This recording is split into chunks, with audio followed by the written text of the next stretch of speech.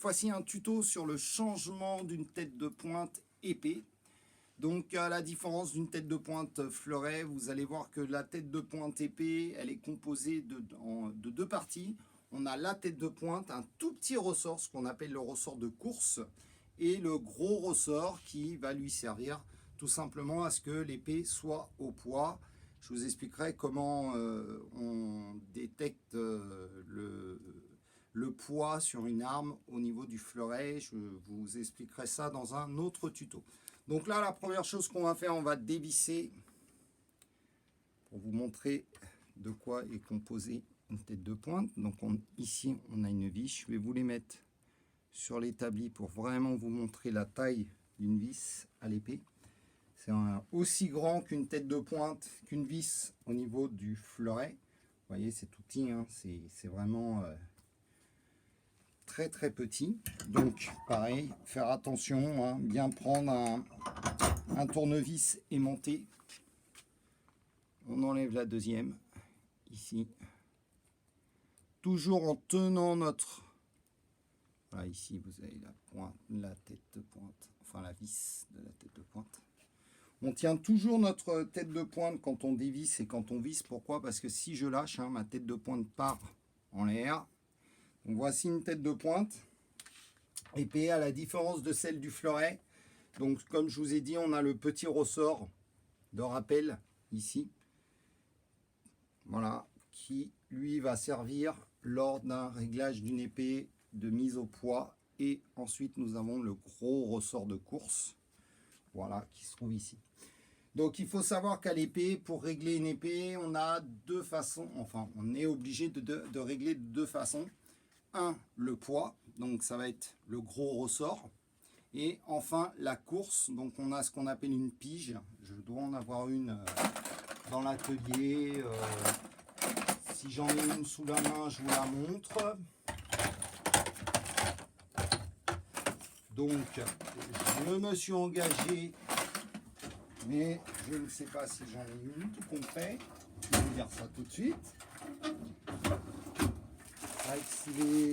Les épées, on a tendance à pas trop les réparer.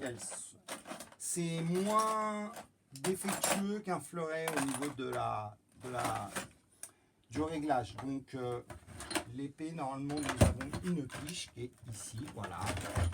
Ici, donc voilà, c'est ce petit système.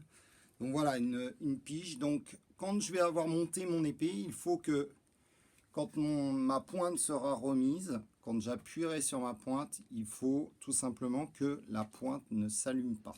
C'est-à-dire que ça ne fasse pas contact. C'est ce qu'on appelle le ressort de course. Et ici, on a pour le gros ressort, pour voir si le ressort n'a pas été écrasé ou trafiqué lors du montage de la pointe. Donc ça, on a deux façons de tester une épée, avec une pige et bien sûr avec un poids, puisque les armes sont tenues de repousser un certain poids, 750 grammes au niveau de l'épée et 500 grammes au niveau du fleuret.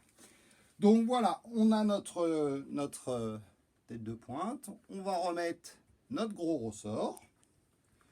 Notre tête de pointe va venir se positionner à l'intérieur de l'embase. L'embase, c'est la tête, hein. Donc on va essayer de positionner ce fameux petit trou là qui sert à mettre la vis en face du trou de l'embase. Voilà, ici elle est positionnée comme vous pouvez le constater, hein. J'ai bien le trou en face du trou de l'embase. Et avec mon tournevis, je vais reprendre ma tête de ma vis et je vais venir me positionner de façon à ce que la vis rentre dans la fente de l'embase et vienne se visser sur la tête de pointe. Donc je visse jusqu'à temps que ça serre. Voilà, ici ça tient. Donc là aujourd'hui on s'est mis dans l'atelier. Donc l'avantage qu'on a, c'est qu'on a un établi. Ça nous permet d'être un peu plus libre de nos mouvements pour bien faire le montage. J'espère pour vous que vous voyez bien. C'est vrai que ce sont des petits éléments, donc c'est très très dur à filmer.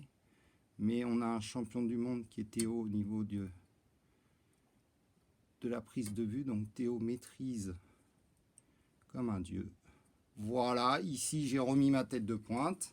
Donc comme je vous expliquais tout à l'heure, hein, quand le tireur va se présenter sur la piste, la première chose qu'il va faire, donc l'arbitre va prendre cette petite pige, il va appuyer et il ne faut pas que ça allume au niveau de l'appareil.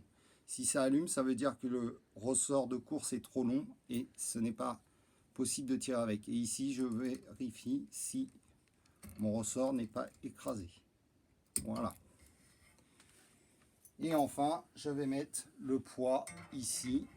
J'appuierai et ça doit repousser. Donc ça, je vous l'expliquerai dans un autre petit tuto qu'on va vous expliquer au niveau du fleuret. Voilà, j'espère que j'ai été clair dans mes explications et que tout ira bien si vous êtes amené à changer une tête de pointe. À bientôt!